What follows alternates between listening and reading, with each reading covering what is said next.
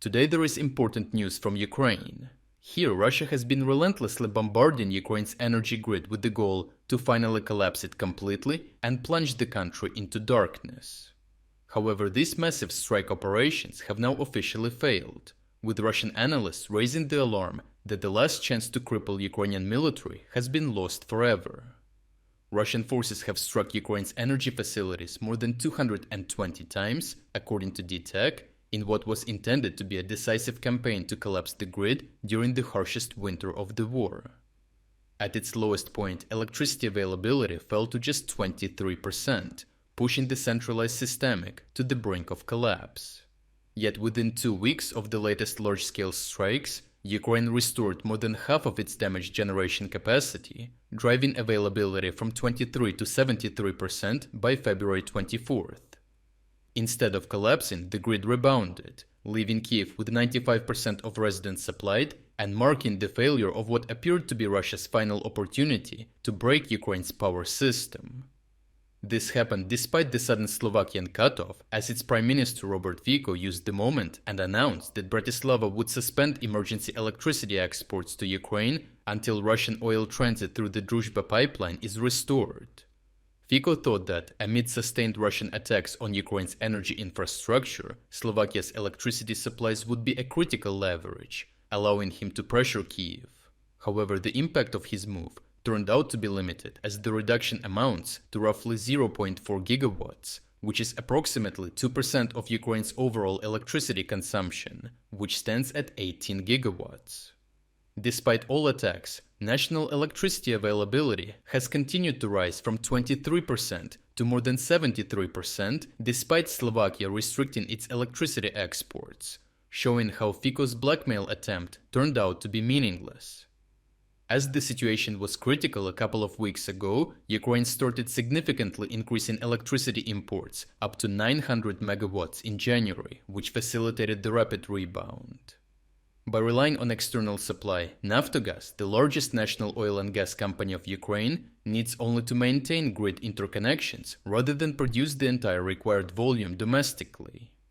Imported electricity now covers more than half of the needs of Naftogaz Group enterprises, which frees a substantial portion of domestic generation capacity for residential consumers, helping shorten outages and stabilize supply.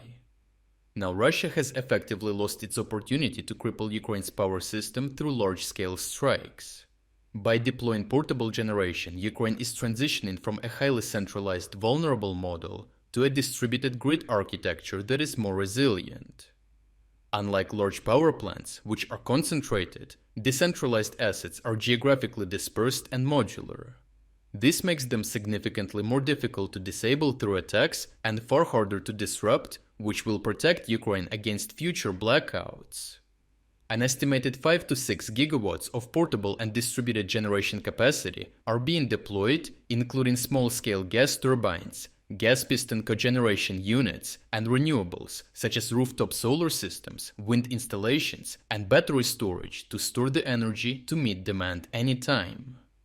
In 2024, 835 megawatts of decentralized facilities were connected to the grid, with financing secured for an additional 430 megawatts. These additions include cogeneration plants, solar installations, and smaller diesel or gasoline generators. Since the full-scale invasion began, more than 3 gigawatts of new renewable capacity have been installed, including 1.5 gigawatts of solar in 2025 alone, sufficient to power roughly 1.1 million households. In Kyiv, 7 reinforced gas piston mini-combined heat and power plants have been installed to supply critical infrastructure such as hospitals and district heating networks. Additionally, $62 million were allocated in January 2026 for high-capacity mobile generators in frontline regions, including Donetsk and Kharkiv. Overall, after 4 years of continuous strikes, Russia has failed to achieve its main goal of collapsing Ukraine's power system as a tool to force the country to capitulate. Ukrainian countermeasures like rapid restoration, expanded imports, and large-scale deployment of distributed generation have transformed what was once a vulnerable centralized network into a far more adaptive and resilient system. Ukraine is set to continue deepening this decentralization process to protect its energy grid against future attacks. As this accelerates, Russia's ability to inflict system-wide blackouts will continue to diminish, making the destruction of Ukraine's energy infrastructure less likely. Lastly, we are officially launching our spring sale. Starting from just $4.99, you will gain access to the uncensored combat footage that we use in every report, as well as all significant events analysis that go far beyond what we can include in our short daily videos. Thirdly, you will unlock our timeline builder tool, the world's first artificial intelligence-powered system designed to connect the dots between the news in real time. Fourth, and most importantly, you will unlock our advanced news analysis tools, giving you comprehensive insights into the news cycle, detailed story sentiment breakdowns, and trend analysis to reveal the most important themes and events. And last but not least, you will gain access to all our exclusive strategic updates about the war in Ukraine. If you wanted to support our efforts but haven't had the chance, now is the perfect time to jump in and make a real difference.